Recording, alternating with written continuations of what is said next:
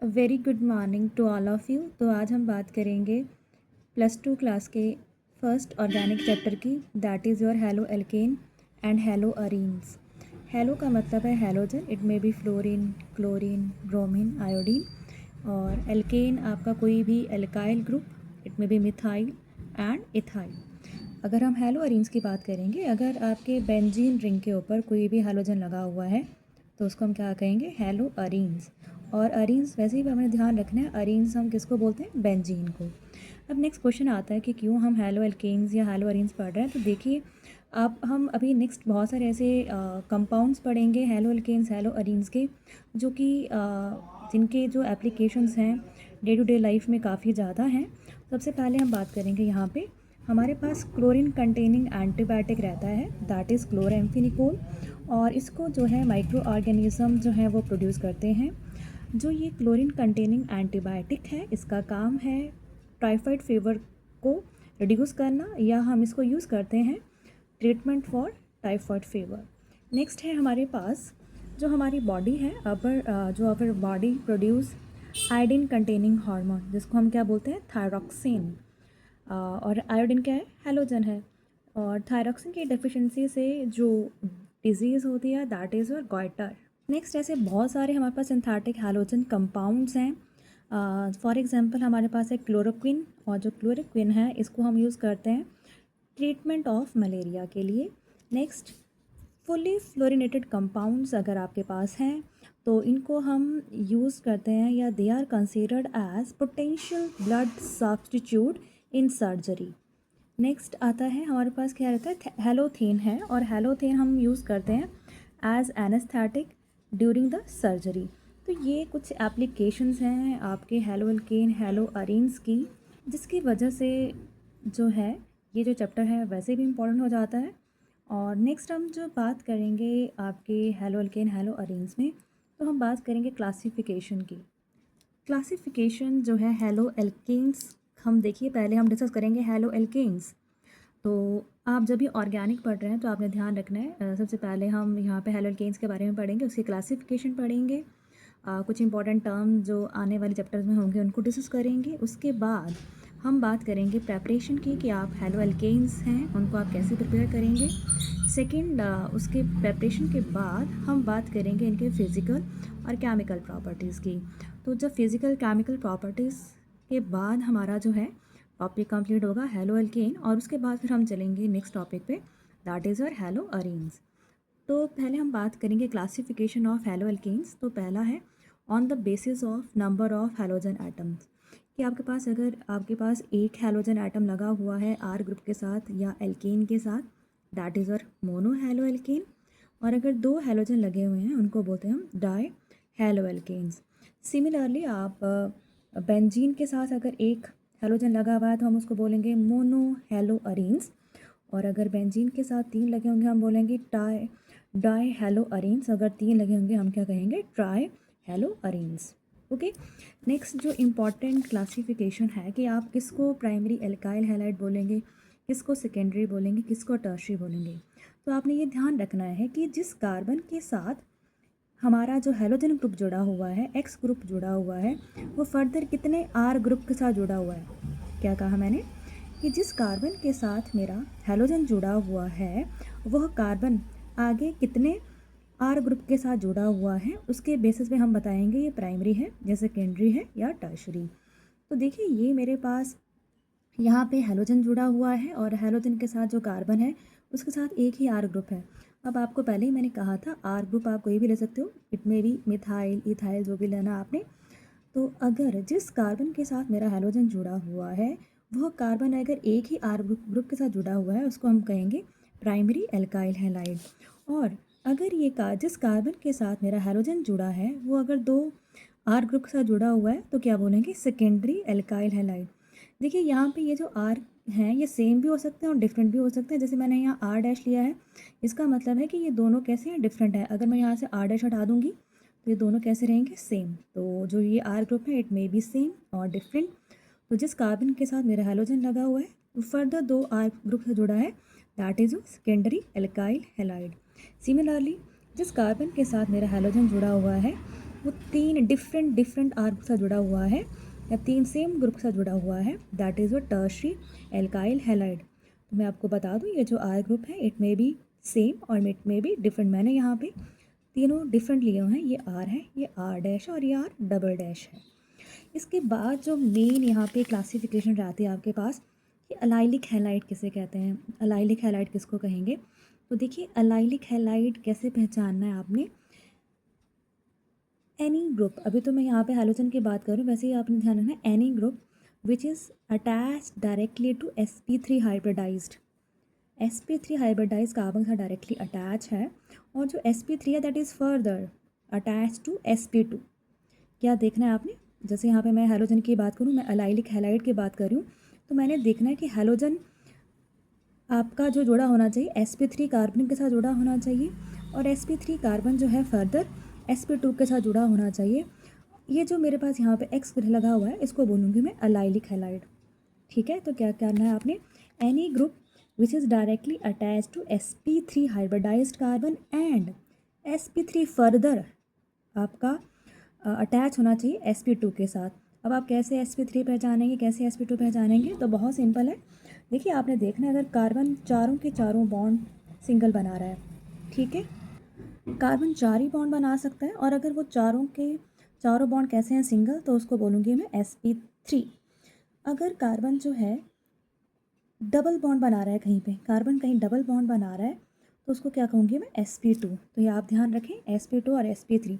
और अगर कहीं कार्बन ट्रिपल बॉन्ड बना रहा हो तो उसको बोलते हैं हम sp। तो ये भी बहुत इंपॉर्टेंट कॉन्सेप्ट है कि कैसे आप sp2 बताएंगे। ठीक है, तो अलाइलिक हैलाइड क्या हुआ, any group which is directly attach to sp3 hybridized carbon and sp3 further attach to sp2।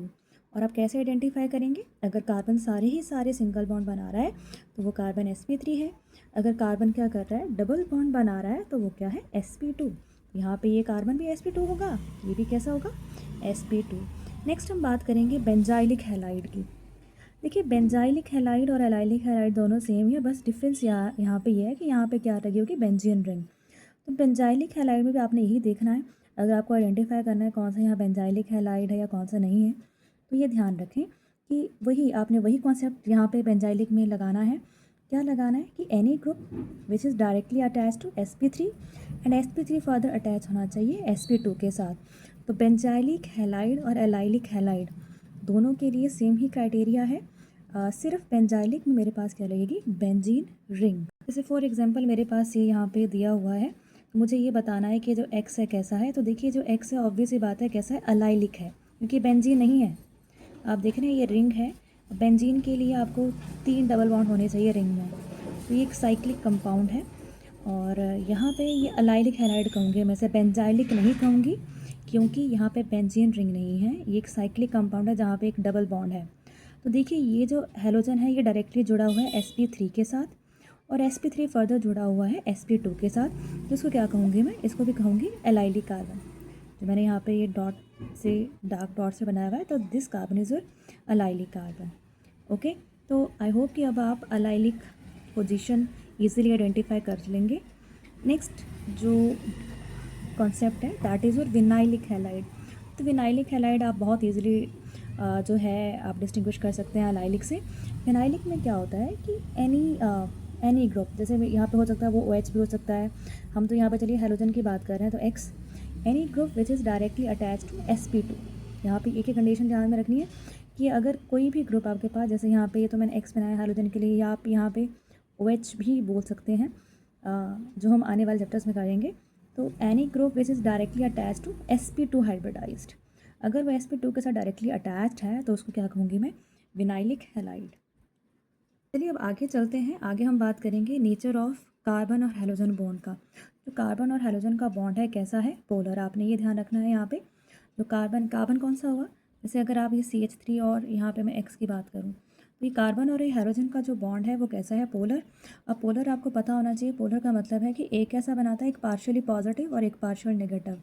जैसे यहाँ पे मेरे पास ये CX है, तो आपको पता है हैलोजन्स क्या होते हैं, हाईली इलेक्ट्रोनेगेटिव। तो हैलोजन पे होगा पार्शियल नेगेटिव और कार्बन पे होगा पार्शियली पॉजिटिव। ठीक है, अब कई बार आपसे ना डाइपोल मोमेंट का क्वेश्चन आता है कि आपके पास हैलोजन्स हैं, आपके पास क्लोरोमीथेन दे देंगे, फ्लोरोमीथेन दे देंगे, आपके पास ऐसे क्लोरोमीथेन, फ्लोरोमीथेन, ब्रोमोमीथेन, ऐसे आइडोमीथेन दे दिया जाएगा और आपको बोलेंगे कि बताइए कि किसका डाइपोल मोमेंट ज़्यादा है। आपने ध्यान रखना है डाइपोल मोमेंट को हम रिप्रेजेंट करते हैं म्यू से, और डाइपोल मोमेंट होता क्या है, चार्ज इनटू डिस्टेंस। ठीक है, बाकी तो मैंने आपको बता दिया कि पार्शियली पॉजिटिव और पार्शियल नेगेटिव यहाँ पे रहता है, इसलिए बॉन्ड कैसे पोलर है। तो आपने ये ध्यान रखना है कि अगर कभी आपके पास ऐसा क्वेश्चन आए यहाँ पे, क्योंकि आर ग्रुप तो सेम है, सिर्फ आप फ्लोरीन, क्लोरीन, ब्रोमीन, आयोडीन ही चेंज कर रहे हैं, तो आपने ये ध्यान रखना है कि क्लोरोमीथेन का जो डाइपोल मोमेंट है वो ज़्यादा होता है किससे, फ्लोरोमीथेन से, देन और फिर ब्रोमोमीथेन, और लास्ट में किसका आएगा, आयोडोमीथेन में। तो आपने ये ध्यान रखना है, आपने फ्लोरो एल्केन नहीं करना है, आपने क्या करना है, क्लोरो एल्केन, या यहाँ पे जो क्लोरोमीथेन दिया हुआ है उसका डाइपोल मोमेंट क्या होता है, ज़्यादा, ना कि फ्लोरोमीथेन का। ठीक है, अब इसका रीज़न क्या है, देखिए अब डाइपोल मोमेंट जो है वो चार्ज और डिस्टेंस पे डिपेंड करता है। तो ओवरऑल जो फैक्टर है वो क्लोरीन, यहाँ क्लोरो एल्केन में डोमिनेट ज़्यादा करता है। नो डाउट कि फ्लोरीन कैसा है, सबसे ज़्यादा हाईली इलेक्ट्रोनेगेटिव है, लेकिन अगर आप देखें यहाँ पे बॉन्ड में डिस्टेंस कम है, जबकि क्लोरीन में जो है ये लेस इलेक्ट्रोनेगेटिव है, लेकिन इसकी बॉन्ड लेंथ जो डिस्टेंस है वो क्या है, ज़्यादा। तो ओवरऑल ये जो दोनों फैक्टर्स हैं, चार्ज इनटू डिस्टेंस, वो डोमिनेट कर जाते हैं क्लोरोमीथेन में, इसलिए क्लोरोमीथेन का डाइपोल मोमेंट क्या है, ज़्यादा, ये आप ध्यान में रखें।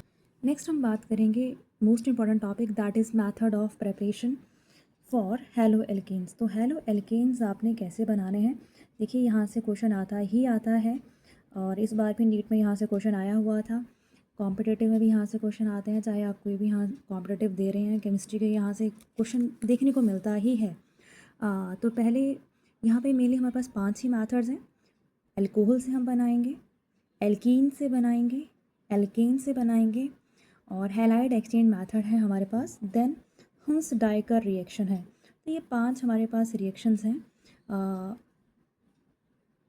हेलो एल्केन्स को बनाने के। तो वन बाय वन हम इनको करेंगे डिस्कस।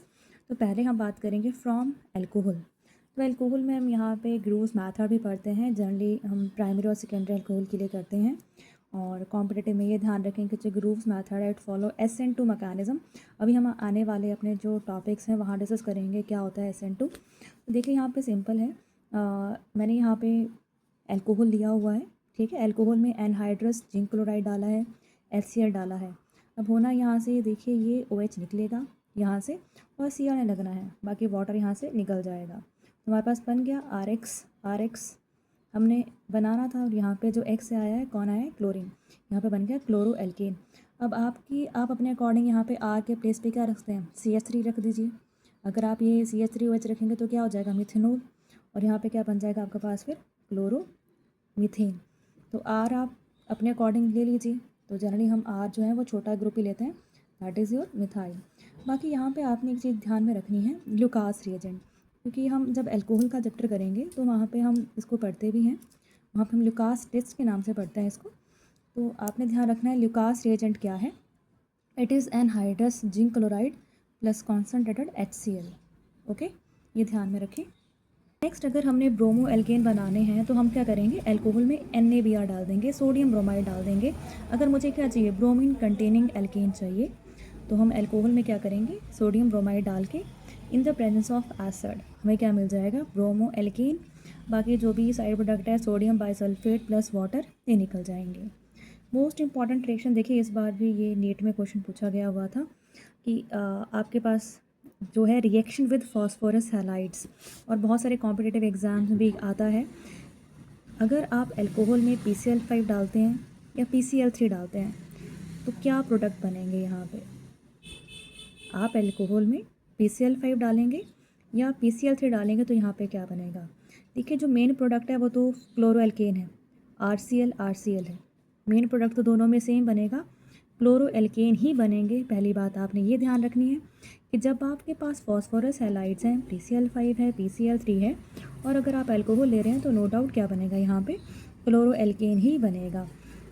बट यहाँ पे बात आती है साइड प्रोडक्ट्स की, क्योंकि यहाँ पे क्वेश्चन साइड प्रोडक्ट से ही उठते हैं, क्योंकि जो मेन प्रोडक्ट है वो तो सेम है। आपने ऐसा ध्यान रखना है, PCl5 है तो यहाँ पे 3 प्रोडक्ट निकलेंगे, यहाँ पे क्लोरीन 5 है तो ज़्यादा यहाँ पे क्या निकलेंगे प्रोडक्ट, और PCl3 है यहाँ पे 2 ही प्रोडक्ट बनेंगे। तो अब आपने ये प्रोडक्ट याद रखने हैं। देखिए अगर PCl5 है तो आपके पास कितने प्रोडक्ट मिलेंगे, 3। पहला हो गया RCl, दूसरा इंपॉर्टेंट वन POCl3, आपने इसका फॉर्मूला भी ध्यान में रखना है और इसका नाम भी, प्लस HCl। अब POCl3 का नाम क्या हुआ, फॉस्फोरस ऑक्सीक्लोराइड। POCl3 क्या हुआ, फॉस्फोरस ऑक्सीक्लोराइड आपके पास आएगा, ठीक है। और अगर PCl3 है तो मैंने कहा आपके पास 2 ही प्रोडक्ट बनने हैं, एक तो कॉमन RCl, दूसरा फॉस्फोरस एसिड। दूसरा कौन सा आएगा, फॉस्फोरस एसिड H3PO3, आपने ये ध्यान में रखना है, ठीक है, फॉस्फोरस एसिड। ये बहुत ही इंपॉर्टेंट है कि जब PCl5 आप डाल रहे हैं, PCl3 डाल रहे हैं, तो क्या साइड प्रोडक्ट निकलेगा। PCl5 है तो आपके पास 3 प्रोडक्ट आएंगे, और अगर PCl3 है तो 2 ही आएंगे। अब वो 2 कौन कौन से है वो ध्यान रखें। फॉस्फोरस जो एसिड है वो बनेगा PCl3 में, फॉस्फोरस ऑक्सीक्लोराइड और HCl बनेंगे PCl5 में। नेक्स्ट है डार्जन मेथड। अब डार्जन मेथड भी हम अभी अल्कोहल के अंडर ही कर रहे हैं। अब डार्जन मेथड में हम अल्कोहल लेते हैं और इसका जो आइडेंटिफिकेशन मार्क है वही है थायोनाइल क्लोराइड, SOCl2। हम इसे पहचानते हैं, अगर हम अल्कोहल में क्या डालें, थायोनाइल क्लोराइड डालें, तो हमारे पास कौन सी रिएक्शन होती है, वो डार्जन्स रिएक्शन। आपको मालूम है कि यहाँ पे भी again RCl plus SO2 plus HCl यहाँ बनेगा, मतलब अगेन यहाँ पे क्या बन रहे हैं, क्लोरो एल्केन बन रहे हैं। और आपने ये भी ध्यान रखना है कि ये जो डार्जन मेथड है इट इज़ बेस्ट और सुटेबल, ये बहुत सुटेबल है और बेस्ट मेथड है टू प्रिपेयर क्लोरो एल्केन। क्यों, क्योंकि ये जो बाकी आपके साइड प्रोडक्ट हैं, सल्फ़र डाइऑक्साइड है, HCl है, ये क्या है, यहाँ पे गैसेस हैं, और ये यहाँ से क्या होते हैं, इवॉल्व, ये बाहर निकल जाएंगे, आपके पास कोई भी साइड प्रोडक्ट नहीं रहेगा, आपके पास प्योर क्या आएगा, क्लोरो एल्केन। अब देखिए जो कॉम्पिटेटिव एग्जाम में क्या होता है कि बड़े बड़े मॉलिक्यूल दे दिए जाते हैं और आपको SOCl2 डाल के पूछेंगे, ठीक है। जैसे यहाँ पे ये एक OH ग्रुप है, यहाँ पे OH ग्रुप आपने हटाने हैं, तो आपने ध्यान रखना है कि जो भी मुझे हम OH ग्रुप हटा के क्या लगाना है, हमें Cl लगाना है। तो आपने ध्यान रखना है कि आपका जो अगर ऐसे कोई कॉम्पिटिटिव एग्ज़ाम में ऐसे कोई बड़े बड़े मॉलिक्यूल्स आपके पास दे दिए जाते हैं, ठीक है, और आपने आइडेंटिफाई कैसे करना है कि अगर उसमें SOCl2 डाला है तो यहाँ से आइडेंटिफाई किया। जैसे मान लीजिए यहाँ OH है, और मैं 2 ही एग्जांपल लूँगी, यहाँ पे OH है। अब मुझे ये मालूम है SOCl2 है, तो भाई मुझे OH हटाना है, मुझे ये मालूम है, ठीक है। मुझे ये मालूम है कि अगर SOCl2 दिया हुआ है तो ये कौन सा है, थायोनाइल क्लोराइड है और डार्जन प्रोसेस है। और डार्जन प्रोसेस में हम करते क्या हैं, OH हटा के क्या लगाते हैं, Cl। तो देखिए आपने ये देखना है कि आप कौन सा Cl हटाएं। अगर मैं इस OH की बात करूँ तो ये जो OH है ये sp2 हाइब्रिडाइज्ड कार्बन के साथ जुड़ा हुआ है, यहाँ पे sp2 के साथ जुड़ा हुआ है, तो ये तो ना यहाँ से नहीं जाएगा, क्योंकि स्टार्टिंग में हमारे पास क्या था, ROH था, तो ROH यहाँ पे सारे सिंगल सिंगल बॉन्ड थे, और ये R कैसा था, sp3। और अब अगर मैं यहाँ पे आऊँ, ये वाला जो कार्बन है यहाँ पे कुछ नहीं, तो इसका मतलब यहाँ पे कार्बन है। अब यहाँ पे बॉन्ड बनाएगा कार्बन, 4 बॉन्ड तो कार्बन बनाएगा ही, यहाँ सारे के बॉन्ड सारे कैसे सिंगल बॉन्ड है, तो ये वाला जो OH है ये sp3 के साथ जुड़ा हुआ है। अगर ये sp3 के साथ जुड़ा हुआ है तो जो OH Cl में कन्वर्ट होगा वो यही होगा, बाकी OH एज इट इज़ ही रहेगा, ठीक है। तो ऐसे क्वेश्चन बहुत सारे कॉम्पिटिटिव एग्जाम में आए हुए हैं, तो आपने ध्यान रखना है। आपने डार्जन जो मेथड है वैसे भी बहुत सुटेबल है क्लोरो एल्केन बनाने के लिए, क्योंकि यहाँ पे कोई भी साइड प्रोडक्ट नहीं बनता है, यहाँ गैसेस बनती हैं जो कि क्या हो जाती हैं, इवॉल्व। दूसरा, यहाँ पे अगर कोई बड़े मॉलिक्यूल दिए जाते हैं तो आपने ध्यान रखना है कि आपको कौन सा OH रिमूव करना है जो कि कैसा हो, sp3 हाइब्रिडाइज्ड हो, ओके। तो ये हमने बात कर ली। अल्कोहल से हमने क्या करा, अल्कोहल से हमने प्रिपेयर कर दिया हेलो एल्केन, ठीक है। तो हमारा पहला जो मेथड ऑफ प्रिपरेशन है वो यहाँ पे कंप्लीट होता है। अब जो है इसके बाद हमारे पास रिमेनिंग 4 हैं, उनको हम कल नेक्स्ट वीडियो में करेंगे। So that's all for today, thank you.